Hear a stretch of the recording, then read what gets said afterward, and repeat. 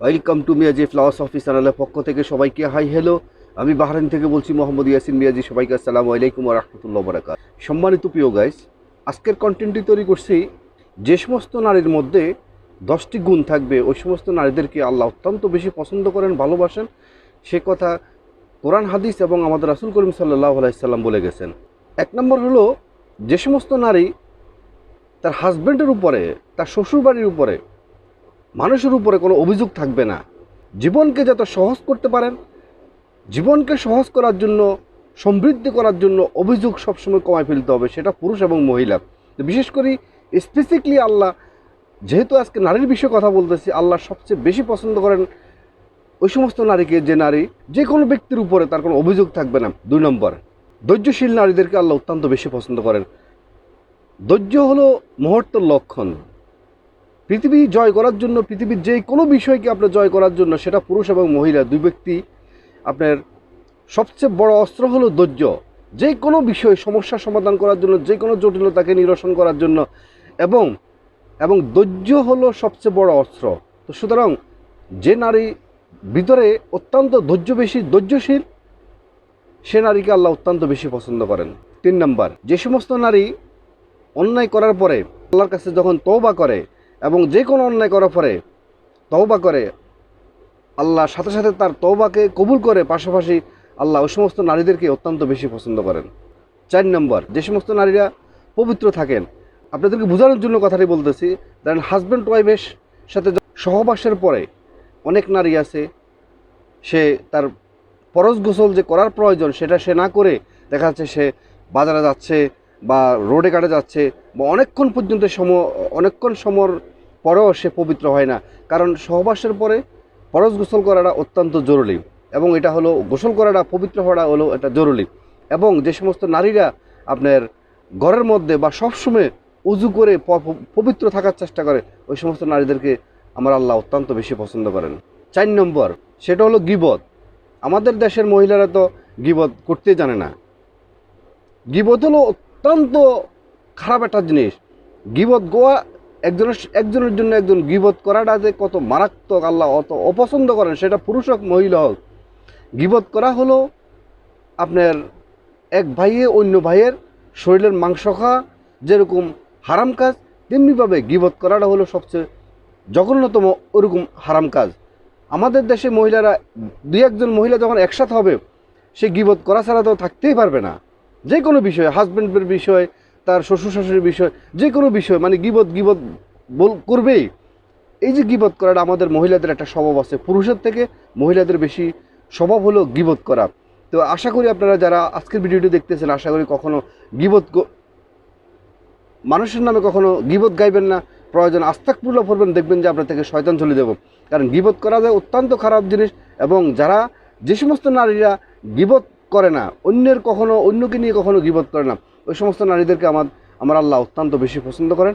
সেটা কোরআন হাদিস এবং আমাদের রাসূল করিম সাল্লাল্লাহু আলাইহি সাল্লাম বলছেন। 6 নম্বর, যে সমস্ত নারীরা ক্ষমাশীল হয়, ওই সমস্ত নারীদেরকে আমার আল্লাহ অত্যন্ত বেশি পছন্দ করেন। তার সাথে কেউ অন্যায় করছে, তাকে কেউ অবহেলা করছে, অবজ্ঞা করছে, তাকে কেউ ঠকাইছে। আজকে নারীদেরকে তার বাপের বাড়ির লোকে ঠকায়, স্বামীর বাড়ির লোকে ঠকায়। অনেক পুরুষ মানুষ আছে কাপুরুষের পরিচয় দিয়ে অনেক নারীকে ঠকায়, যে কোনোভাবে। আমি সেটাকে ব্যাখ্যা দিচ্ছি না, সেটা প্রেম ভালোবাসা হতে পারে, অর্থনৈতিক লেনদেন হতে পারে, কথার কমিটমেন্ট হতে পারে, যে কোনোভাবে নারীকে পুরুষ মানুষের ঠকায়। এবং সমস্ত পরিস্থিতিতে যে সমস্ত নারীরা আল্লাহর জন্য, যে নারী ওই মানুষকে ক্ষমা করে দিবে, ক্ষমাশীল হবে, ওই নারীকে আল্লাহ অত্যন্ত বেশি পছন্দ করেন।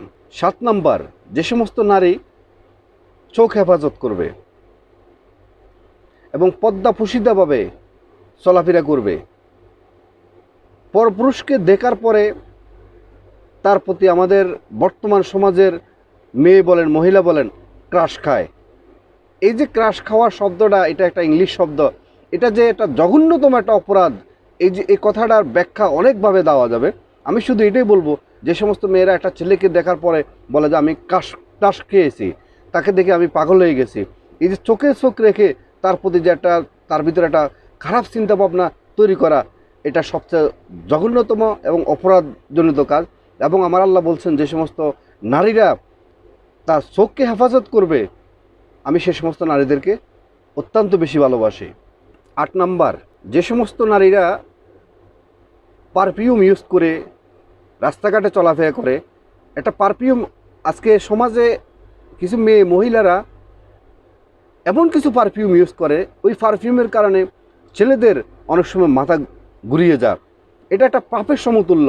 এটা জিনা করলে যে গুণ হয়, তেমনিভাবে একটা পারফিউম ইউজ করে একটা ছেলেকে যখন সে আকর্ষণই করে, সেটা সেম ওরকম একটা পাপের সমতুল্য হয়ে যায়। অনেক আকর্ষণীয়, পুরুষকে আকর্ষণ করার মতো অনেক পারফিউম আছে। এরকম পারফিউম ইউজ করে যখন আপনি রোডে ঘাটে চলবেন, আপনাকে দেখার পরে যে সমস্ত পুরুষ তার ভিতরে তার জিনা সৃষ্টি হয়, তার ভিতরে অনেক রকম ভাবনা চিন্তা তৈরি হয় এবং সমাজ নষ্ট হওয়ার একটা লক্ষণ দেখা দেয়, ওই সমস্ত পারফিউম যে সমস্ত নারীরা ইউজ করে, এটা অত্যন্ত গুনার আওতা পড়ে।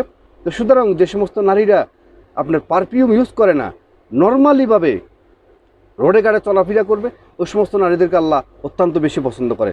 পারফিউম ইউজ করবেন, আপনি যেই রকম পারফিউম ইউজ করতে পারেন, যত দামি যত সুঘ্রাণ জাতীয় পারফিউম ইউজ করতে পারেন, সেটা হলো আমরা হাজব্যান্ডের কাছে। হাজব্যান্ডের বাইরে যে সমস্ত নারীরা পারফিউম ইউজ করে, সেটা গুনার আওতা পড়ে এবং আল্লাহ তাদেরকে পছন্দ করে না। এবং যে সমস্ত নারীরা পারফিউম ইউজ করেন না, পারফিউম ইউজ না করে রোডে ঘাটে চলাফেরা করে, ওই সমস্ত নারীদেরকে আল্লাহ অত্যন্ত বেশি পছন্দ করে। 9 নম্বর, স্বামীর প্রতি অনুগ্রত থাকা। অনেক মেয়ে আছে বিবাহর পরে হাজব্যান্ডকে খোটা দেয়, বা একদিন তাকে কম খাওয়াইছে বা ভালো পড়াইতে পারেনি, বা তাকে তার পছন্দ মতো একটা শাড়ি আনতে পারেনি বা জামা কাপড় আনতে পারেনি, সেজন্য তার হাজব্যান্ডকে খোটা দেয় এবং বলে যে তুমি তো আমাকে আজীবনে কখনো আমাকে সুখ দিতে পারোনি, বা আমাকে কখনো আমার পছন্দ মতে কখনো কোনো কিছু দিতে পারেনি।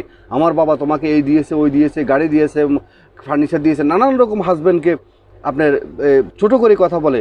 যে সমস্ত মেয়েরা স্বামীর প্রতি অনুগ্রত থাকে না, স্বামীর প্রতি ভালোবাসা থাকে না, স্বামীর প্রতি যত্নশীল হয় না, ওই সমস্ত নারীকে আল্লাহ পছন্দ করেন না।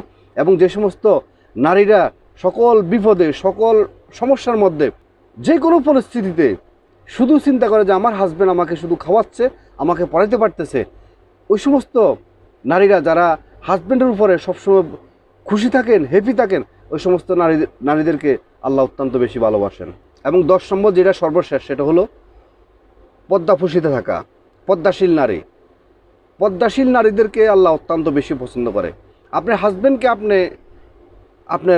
আপনার জীবনের সব কিছু আপনার হাজব্যান্ডকে আপনি দিতে পারেন, দেখাতে পারেন, কিন্তু যখন আপনার ঘর থেকে বেরোবেন, যে সমস্ত নারীরা পদ্মাহীনভাবে চলাফেরা করে, মানুষকে দেখানোর জন্য চলাফেরা করে, মানুষের চোখ নষ্ট করে, সমাজকে নষ্ট করে ফেলতেছে। এবং আজকে দেখেন, মেয়েদের খারাপ চলাফেরার কারণে আজকে বাংলাদেশে বা পৃথিবীর মধ্যে অনেক মেয়েরা দর্শিত হচ্ছে এবং মেয়েরা আজকে অল্প বয়সে প্রাণ হারাতে হচ্ছে। যে সমস্ত মেয়েরা পর্দার ভিতরে থেকে তার জীবন পরিচালনা করে, ওই সমস্ত নারীদেরকে আল্লাহ অত্যন্ত বেশি পছন্দ করেন। তো আজকের ভিডিওটি যারা পুরুষ দেখছেন, তারা নারীদের কাছে এটা মেসেজটা দিয়ে দিবেন। নারী হলেন অত্যন্ত সম্মানের পাত্রী। আমাদের রাসূল করিম সাল্লাল্লাহু আলাইহি ওয়াসাল্লাম নারীদেরকে অত্যন্ত বেশি ভালোবাসতেন। তারা হলো নরম মনের মানুষ, তারা জান্নাতে যাওয়ার জন্য অনেক সহজে আল্লাহ পথ করে রাখছেন। তো সুতরাং আমি সবাইকে সম্মান করে বলবো, আপনারা, আল্লাহ যেহেতু এই কাজগুলোকে পছন্দ করে, আপনারা এই কাজগুলা মাধ্যমে আপনাদের জীবনকে পরিচালনা করেন, দেখবেন যে আপনাদের ইহকাল আপনাদের অনেক সুন্দর সমৃদ্ধ যাবে এবং আপনাদের বিবাহিত জীবন, দাম্পত্য জীবন অনেক সুন্দর যাবে এবং পরকালে আপনারা নিশ্চিত আপনারা জান্নাতে যেতে পারবেন। এবং যিনারা পুরুষ মানুষ আমার ভিডিওটি দেখতেছেন, আপনারা ভিডিওটি দেখে আপনাদের পরিবারকে এভাবে মেনটেন করার চেষ্টা করবেন, তাহলে আপনারা 2 জাহানে আপনাদের কামিয়াবি হতে পারবেন। তো আজকের মতো ভিডিওটি এখানে শেষ করলাম। ভিডিওটি যদি আপনাদের ভালো লেগে থাকে, অবশ্যই লাইক, কমেন্ট, শেয়ার করবেন। আপনাদের একটি লাইক, একটি কমেন্ট এবং একটা সাবস্ক্রাইব, আমি নতুন ভিডিও তৈরি করতে অনেক অনুপ্রাণিত হই। এবং যিনারা নতুন, অবশ্যই মিয়াজি ফিলসফি চ্যানেলকে সাবস্ক্রাইব করে অল নোটিফিকেশন অন করে রাখবেন নতুন ভিডিও পেতে। এবং যিনারা আগেই সাবস্ক্রাইব করছেন, আপনাদেরকে অসংখ্য ধন্যবাদ। আবারও মিয়াজি ফিলসফি চ্যানেলের পক্ষ থেকে সবাইকে আসসালামু আলাইকুম ওয়া রাহমাতুল্লাহি ওয়া বারাকাতুহু।